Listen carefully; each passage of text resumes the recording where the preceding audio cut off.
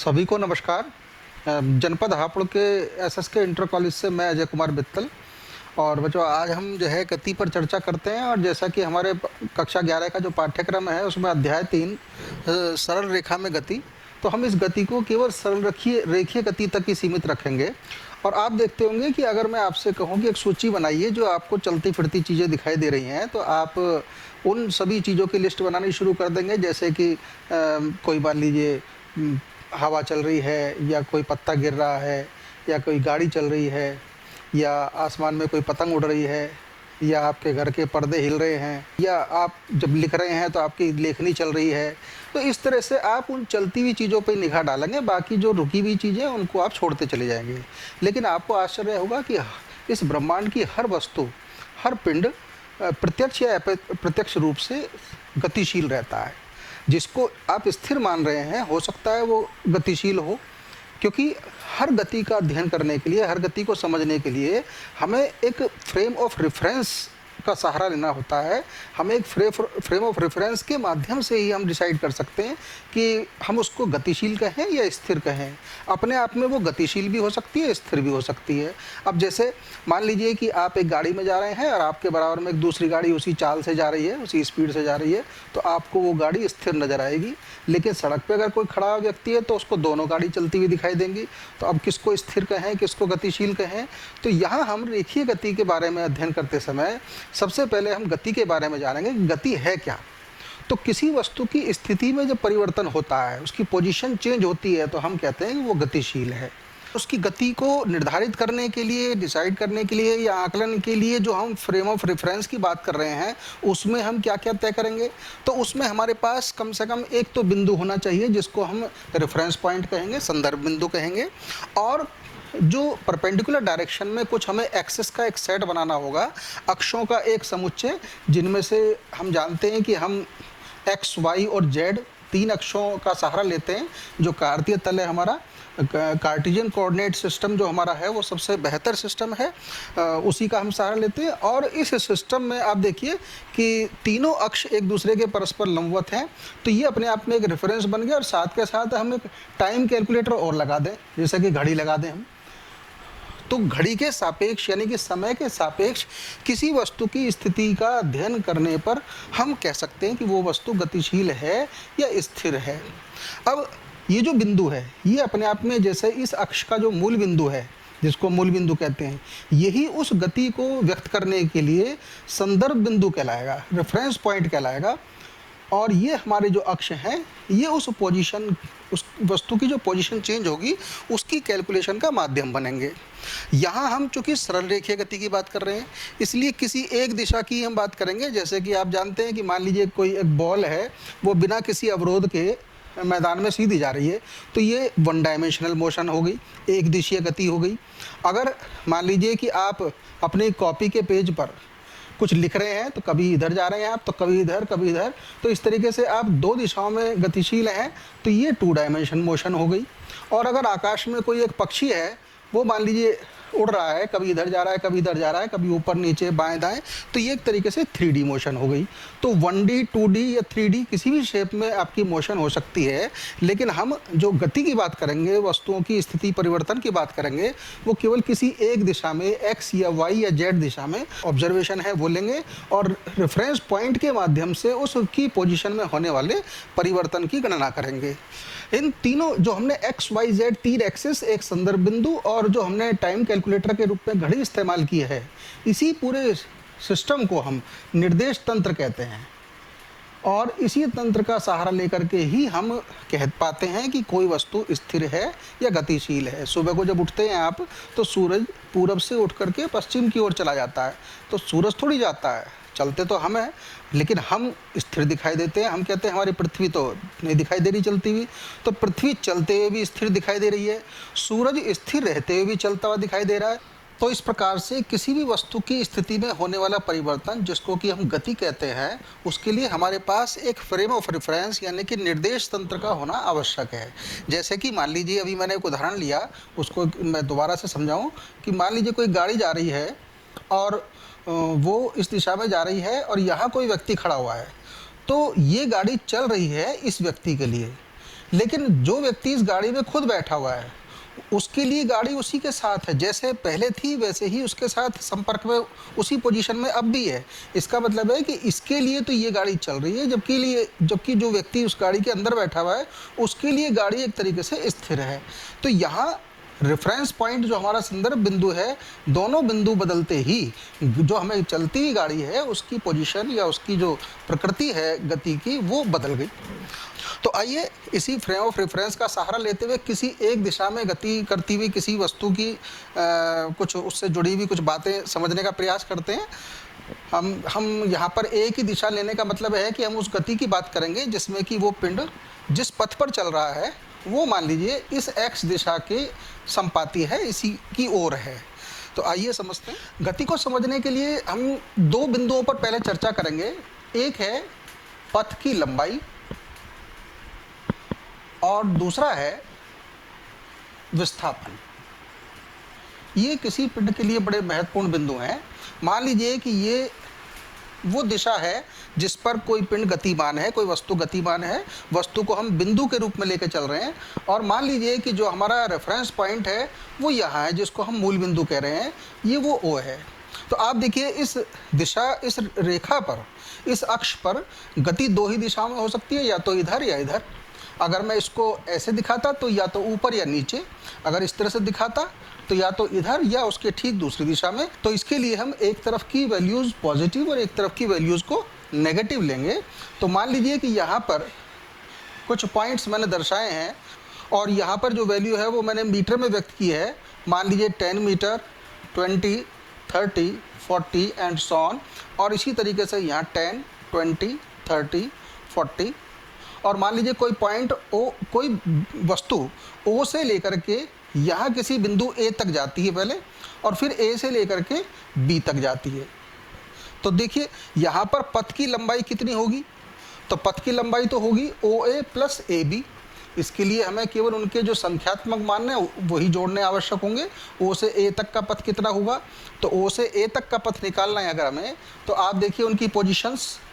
ओ last का बिंदु है हमारा ए, तो ए की पोजीशन है 20 और प्रारंभिक पोजीशन 0, तो 20 माइनस 0 यानी कि 20 मीटर। और ए से बी तक कितना होगा? तो ए पर हमारा पोजीशन है 20 मीटर, बी पर है 40 मीटर, तो 40 माइनस 20 यानी कि 20 मीटर। तो आप देखिए ओ ए हो गया हमारा, ओ से बी तक हम दिखाना चाह रहे हैं, तो ओ ए प्लस ए बी। तो ओ ए हो गया हमारा 20 मीटर प्लस ए बी हो गया ये भी 20 मीटर, तो पथ की लंबाई हो गई 40 मीटर। अगर बी से चल करके वो वापस ए पर आ जाए तो उस समय ओ ए प्लस ए बी प्लस फिर से बी ए, तो कुल पथ की लंबाई हो जाएगी 20 और 20 40 मीटर तो ऊपर आई थी, प्लस बी से ए तक का पथ कितना होगा? वो हमारा है 20 मीटर का, तो 20 मीटर और जोड़ देंगे तो कुल मिलाकर के होगी 60 मीटर। अब देखिए यहाँ संख्यात्मक मान के आधार पर हम दिशा की बात नहीं कर रहे, नाम चिन्ह की बात कर रहे हैं। यहाँ कुल पथ की लंबाई, कुल तय की गई पथ की माप की गणना हो रही है। तो पहले 20 मीटर, फिर 20 मीटर, फिर वापस 20 मीटर। लेकिन जब हम उस पिंड के विस्थापन की बात करते हैं तो विस्थापन होता है उस वस्तु की अंतिम और प्रारंभिक स्थितियों का अंतर। ये मुख्य बिंदु है और इसमें हमें ये भी ध्यान देना होगा कि अंतिम बिंदु कहाँ है, प्रारंभिक बिंदु कहाँ है। जैसे कि पहले केस में हमने ओ से बी तक की कुल पथ की लंबाई नापी थी, तो यहाँ अगर ओ से बी तक का हम विस्थापन नापेंगे तो बी की पोजीशन माइनस ए की पोजीशन और ओ की पोजीशन, और बी की पोजीशन है हमारी 40 प्लस में। अब की बार हम चिन्ह का भी इस्तेमाल करेंगे क्योंकि हमने उस रेखीय गति को दो दिशाओं में विभाजित कर रखा है। तो यहाँ मैंने अंतिम बिंदु की स्थिति प्लस 40 माइनस प्रारंभिक बिंदु की स्थिति 0, तो इसका मतलब है कि विस्थापन हो गया प्लस में 40 मीटर। अगर मैं कहता हूँ कि ए से बी जाने में कितना विस्थापन होगा, ए टू बी, तो ए टू बी के लिए अंतिम बिंदु हो गया आपकी बार प्लस में 40 माइनस और ए का प्रारंभिक बिंदु यानी कि उसकी स्थिति है प्लस में 20, तो विस्थापन हुआ प्लस में 20 मीटर। लेकिन जब बी से ए पर वापस आया था और हम कहें कि अब बी से ए आने पर कितना विस्थापन हुआ, तो अब की बार अंतिम बिंदु हुआ हमारा ए, तो प्लस में 20 माइनस प्रारंभिक बिंदु बी यानी कि प्लस में 40। तो अब की बार विस्थापन आप देख रहे हैं माइनस में 20 मीटर। देख रहे हैं आप, प्लस और माइनस यानी कि चिन्ह बदल गया, इसका मतलब दिशा बदल गई। इस ए से बी के लिए विस्थापन इस दिशा में है, तो बी से ए की दिशा के लिए विस्थापन की दिशा पलट गई है। अगर हम कहें कि ओ से ए तक कुल मिलाकर के कितना विस्थापन हुआ, जब ओ से ए से बी और बी से ए वापस आया था जो हमने यहाँ पर लिया था, तो ओ टू ए टोटल विस्थापन कितना हुआ, तो आप देख रहे हैं कुल पथ की लंबाई तो हो गई थी 60 मीटर। लेकिन यहाँ हमें बीच के बिंदुओं से कोई मतलब नहीं है, मैं अंतिम और प्रारंभिक बिंदु से मतलब है। तो अंतिम बिंदु ए है, ए की स्थिति है आपकी उसकी प्लस में 20 माइनस, और ओ की है हमारी 0। तो इसका मतलब हम कहेंगे केवल प्लस में 20 मीटर। ये विस्थापन नापने का तरीका होगा, और साफ दिख रहा है कि इसमें चिन्ह जो बता रहा है वो उस विस्थापन, उसमें उसका मापांक भी शामिल है और उसकी दिशा भी शामिल है। तो इस तरीके से विस्थापन किसी वस्तु का उसकी प्रारंभिक बिंदु से विस्थापन यानी कि हटाव है, और इसके लिए हम अंतिम और प्रारंभिक स्थितियों का अंतर ज्ञात करते हैं। जबकि पथ की पूरी लंबाई ज्ञात करने के लिए हमें उनके सभी बिंदुओं को कंसिडर करते हुए, चाहे वो किसी भी दिशा में है, उन सब के पथों को टोटल जोड़ना होता है। और इसीलिए हम इस पथ की लंबाई को सामान्यतः दूरी कह देते हैं। तो दूरी और विस्थापन में यही अंतर है कि दूरी एक तरीके से पथ की कुल माप है, जबकि विस्थापन अंतिम बिंदु का प्रारंभिक बिंदु से विस्थापन है या हटाव है या अंतर है। यहाँ इस गणना से आप देख रहे हैं कि अगर पहले आंकड़ों की तुलना करें तो स्पष्ट है कि जो विस्थापन है वो पथ की लंबाई के बराबर हो सकता है। यहाँ भी 40 मीटर आया था, यहाँ भी 40 मीटर, ओ से बी तक का पथ। लेकिन विस्थापन का मान पथ की लंबाई से अलग भी हो सकता है। आप देखिए ओ से ए तक पथ की लंबाई 60 मीटर आई थी, जबकि विस्थापन 20 मीटर आया है। और ये शून्य भी हो सकता है। अगर ओ से चल करके वो भिन्न भिन्न बिंदुओं से होकर के वापस ओ पर आ जाता, तो उसकी प्रारंभिक स्थिति भी ओ होती, अंतिम स्थिति भी ओ होती, तो दोनों का अंतर फिर से 0 हो गया होता। तो ये आवश्यक नहीं है कि विस्थापन सदैव पथ की लंबाई के बराबर हो।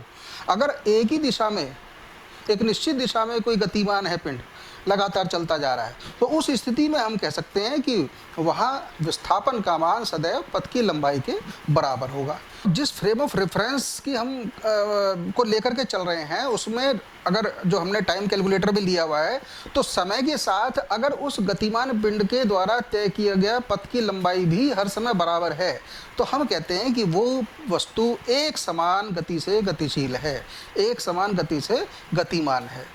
तो आइए देखिए कुछ ग्राफ के माध्यम से कुछ गतियों को समझने का प्रयास करते हैं।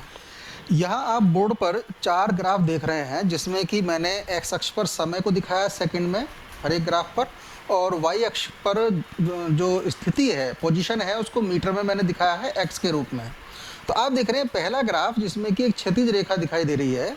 यहाँ अगर मैं देखिए 3 बिंदुओं को दिखाऊं, 1 सेकंड, 2 सेकंड, 3 सेकंड के संदर्भ में, तो आप देखिए ये ग्राफ बता रहा है कि जब हमने 1 सेकंड पर नोट किया तो गाड़ी की पोजीशन थी 20 मीटर पर, 2 सेकंड पर देखा तो भी 20 मीटर, 3 सेकंड पर देखा तो भी 20 मीटर। इसका मतलब जैसे जैसे हम घड़ी में उसकी पोजीशन नोट कर रहे हैं तो हर समय उसकी पोजीशन 20 मीटर दिखा रही है। तो इसका मतलब है कि ये एक खड़ी हुई गाड़ी है, यानी कि ये एक स्थिर वस्तु का ग्राफ है। इस ग्राफ को देखें तो आप देखिए 2 सेकंड पर किसी पोजीशन को देखें, मान लीजिए उसकी गाड़ी की पोजीशन है 10 मीटर पर, उसी 2 सेकंड पर 20 मीटर, उसी 2 सेकंड पर फिर 30 मीटर। ऐसा हो सकता है क्या कि एक ही टाइम पर गाड़ी 10 मीटर, 20 मीटर, 30 मीटर और टाइम बदले ना? इसका मतलब ये तो संभव हो ही नहीं सकता। तो ये ग्राफ तो किसी वस्तु के लिए बिल्कुल गलत है, हो ही नहीं सकता। अगला ग्राफ देखते हैं। आप देखिए ये किस गाड़ी को व्यक्त कर रहा है। 1 सेकंड पर जब हमने नोट किया तो उसकी पोजीशन पाई गई 10 मीटर। आप देखिए ग्राफ की सीध में मैं उसी संगत पोजीशन को नोट कर रहा हूँ। जब 2 सेकंड पर देखा तो हमने पाया कि उसकी पोजीशन होगी 20 मीटर, 3 सेकंड पर पाया तो उसकी पोजीशन होगी 30 मीटर। इसका मतलब है कि हम उस गाड़ी की बात कर रहे हैं जिसके कि जैसे जैसे मेरी घड़ी में टाइम बदलता जा रहा है तो उसकी पोजीशन भी मुझसे दूर होती जा रही है, क्योंकि 10 मीटर, 20 मीटर, 30 मीटर, इसका मतलब मुझसे दूर जा रहा है। तो ये एक ऐसी गाड़ी की बात हो रही है जो मेरे फ्रेम ऑफ रेफरेंस, क्योंकि मैं अपने आप को संदर्भ बिंदु को मूल बिंदु पर व्यक्त कर रहा हूँ हर स्थिति में, तो यदि संदर्भ बिंदु मैं हूँ और मैं खुद मूल बिंदु पर हूँ तो मेरे से वो गाड़ी दूर जा रही है। तो ये दूर जाती हुई गाड़ी की बात है। जबकि इस गाड़ी को देखें अगर हम, तो यहाँ आप देखिए शुरुआत में वो गाड़ी जब हमने देखा तो 30 मीटर पर थी, 1 सेकंड बाद देखा तो वो गाड़ी 20 मीटर पर थी, यानी कि हमसे 20 मीटर पर आ गई। 2 सेकंड पर देखा तो 10 मीटर पर आ गई, और 3 सेकंड पर देखा तो जीरो। जीरो का मतलब है कि वो मेरे पास ही आ गई। इसका मतलब ये उस गाड़ी की बात हो रही है जो मुझसे कुछ दूरी पर थी, लेकिन जैसे जैसे घड़ी में समय आगे बढ़ा तो उसकी पोजीशन घटती गई और वो कुछ समय के बाद मेरे पास आ गई। इसका मतलब ये एक मेरे पास आती हुई गाड़ी को व्यक्त कर रही है। तो तीनों चारों स्थितियों में आप देख रहे हैं, ये तो खैर गलती है। तो तीनों स्थितियों में आप देख रहे हैं कि ये खड़ी गाड़ी का ग्राफ है, ये दोनों चलती हुई गाड़ी के ग्राफ हैं, लेकिन यहाँ गाड़ियों की गति की दिशा भी दिखाई दे रही है। ये एक दूर जाती हुई गाड़ी, यानी कि अगर उसको प्लस दिशा कहें, तो ये एक माइनस दिशा में चलती हुई गाड़ी, यानी कि मेरी ओर आती हुई गाड़ी को व्यक्त कर रहा है। ये ग्राफ आपका, ये वाला ग्राफ ऐसे भी हो सकता था, क्योंकि ये ग्राफ भी उसी गाड़ी को शो कर रहा है जो दूर से मेरी ओर आ रही है। ये भी ग्राफ हो सकता था। तो ये अलग अलग ग्राफ क्या शो कर रहे हैं? तो ये शो करते हैं कि जो स्थिति परिवर्तित हो रही है वो कितनी तेजी से हो रही है या कितनी मंदी हो रही है। तो आइए उस चीज़ को समझते हैं कि किसी वस्तु की स्थिति में होने वाले परिवर्तन में तेजी या मंदी किस बात को व्यक्त करती है। तो उसके लिए हम सबसे पहले एक भौतिक राशि के बारे में जानते हैं, और वो है वेग। और इससे भी पहले हम जानेंगे औसत वेग के बारे में। और जैसा कि हमने पीछे एक बड़े सरल से ग्राफ हमने दिखाए थे स्थिति और समय के बीच में किसी चलती हुई गाड़ी के लिए, लेकिन ज़रूरी नहीं है कि वो ग्राफ हमेशा बिल्कुल सरल रेखीय उसी रूप में हो। आप देखिए, मान लीजिए कि समय और स्थिति के बीच में किसी गाड़ी के लिए हमने एक ग्राफ दिखाया है, और आप उस ग्राफ को अब समझ सकते हैं उन तीनों ग्राफों से तुलना करते हुए जो हमने पीछे उनका विवरण दिया था। आप देखिए कि ये साफ दिखाई दे रहा है कि यहाँ से यहाँ तक का जो पोर्शन है वो तीसरे नंबर के ग्राफ को शो कर रहा है, जिसमें लग रहा है कि कोई एक गाड़ी हमारे संदर्भ बिंदु से दूर जा रही है। ये पोर्शन ग्राफ नंबर 1 को शो कर रहा है, जिसमें ऐसा लग रहा है कि जाकर के वो खड़ी हो गई है। और अगला पोर्शन ये शो कर रहा है कि वो अब हमारी ओर आना शुरू कर रही है। उस गति में अगर हम कहें कि भाई किन्हीं दो बिंदुओं के बीच, मान लीजिए हम दो बिंदु ले रहे हैं ए और बी, इन दोनों बिंदुओं के बीच उसकी गति में किस तरह का परिवर्तन था, जो स्थिति परिवर्तित हो रही थी वो किस दर से हो रही थी, तो वो दर औसत वेग से व्यक्त होती है। तो यहाँ औसत वेग कितना होगा, उसके लिए उन दोनों बिंदुओं के सापेक्ष आप वस्तु की पहले पोजीशन नोट करिए कितनी है।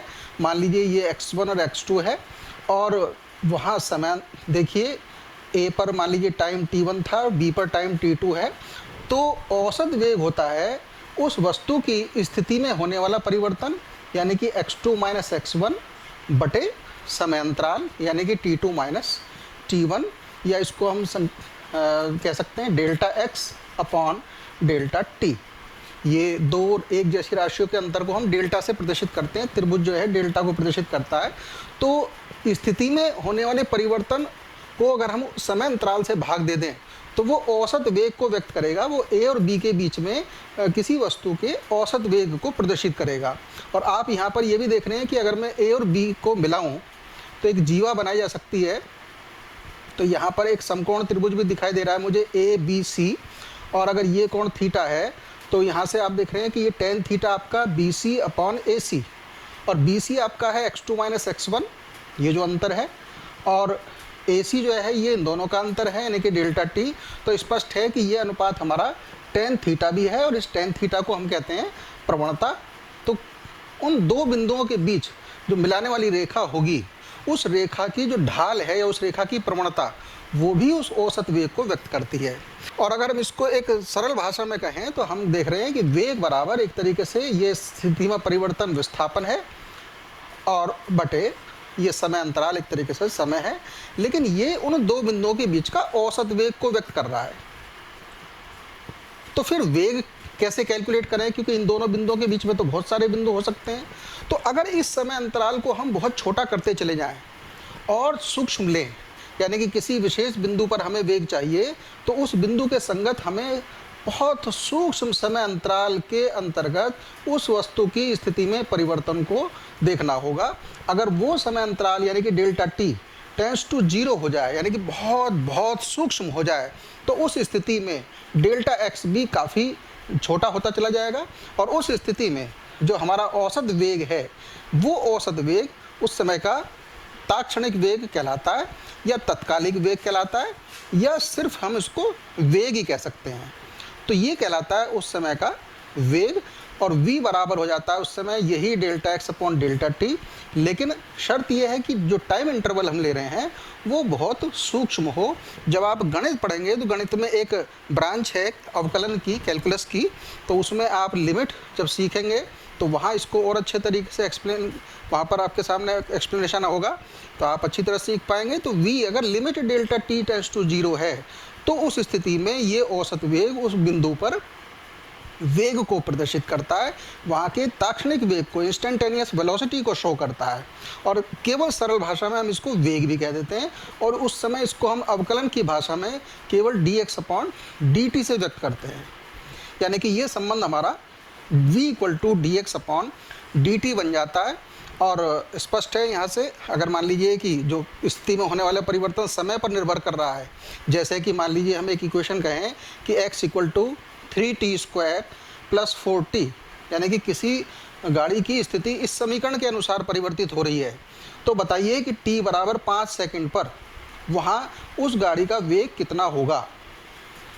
तो आप इसको हल कर सकते हैं, यहाँ से आप इसका अवकलन करिएगा तो dx अपॉन dt आपका, आप अवकलन जब करेंगे तो वहाँ और ज़्यादा क्लियर होगा।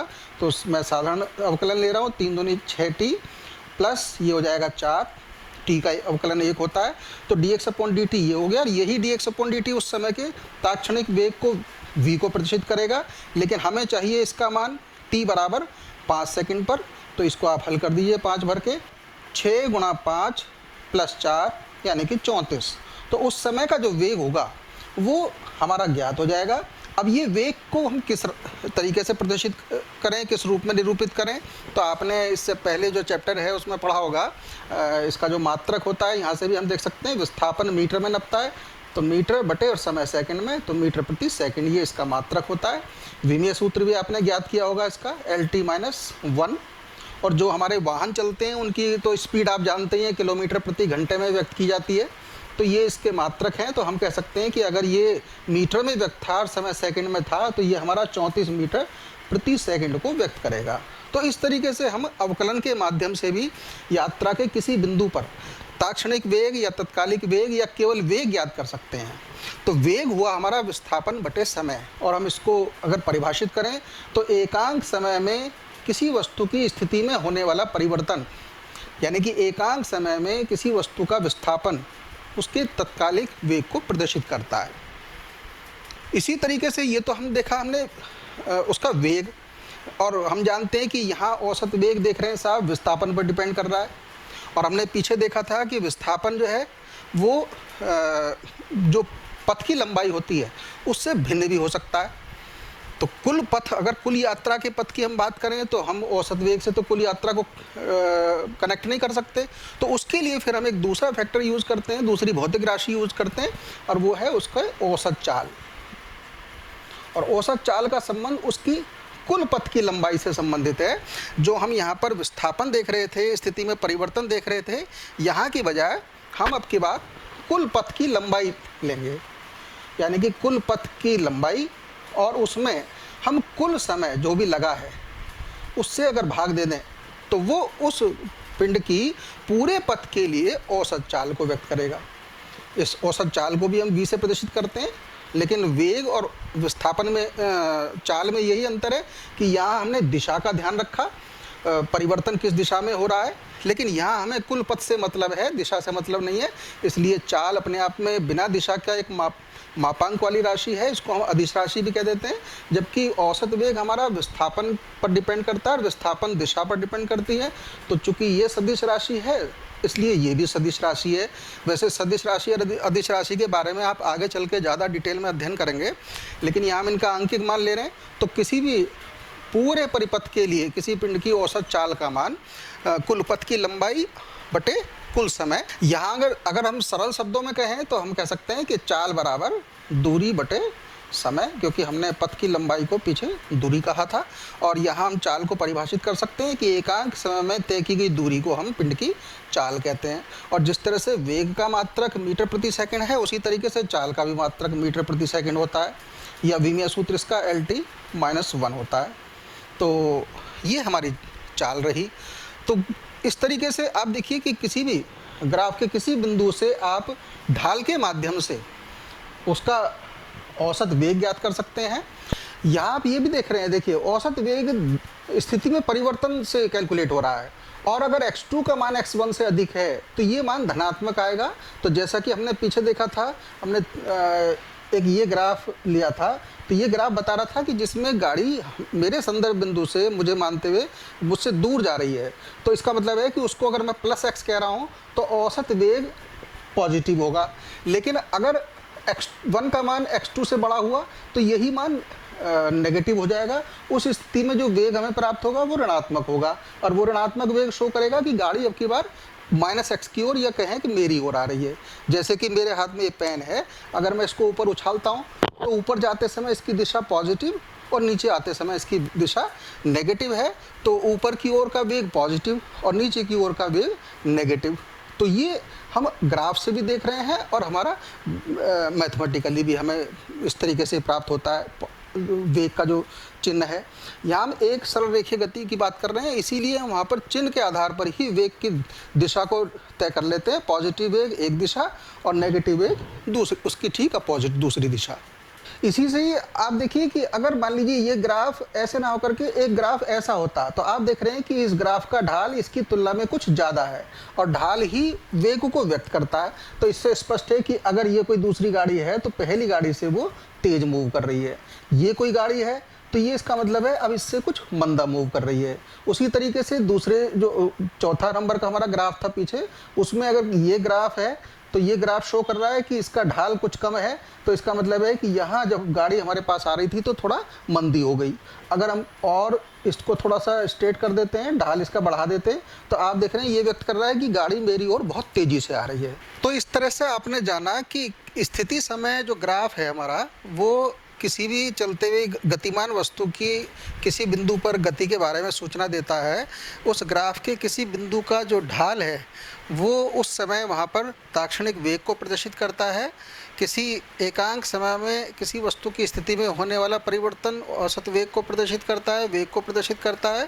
और अगर पूरे पथ की हम बात करें तो बिना दिशा के हम किसी भी एकांक समय में चली गई कुल दूरी को उसकी चाल से व्यक्त करते हैं। तो इस तरीके से आपके पुस्तक में पीछे अभ्यास में 1 से लेकर 9 तक के लगभग इसी से संबंधित कुछ प्रश्न दिए हैं। कुछ आंकिक यहाँ पर समस्याएं मैंने खुद इन्वॉल्व करके आपको समझाने का प्रयास किया है।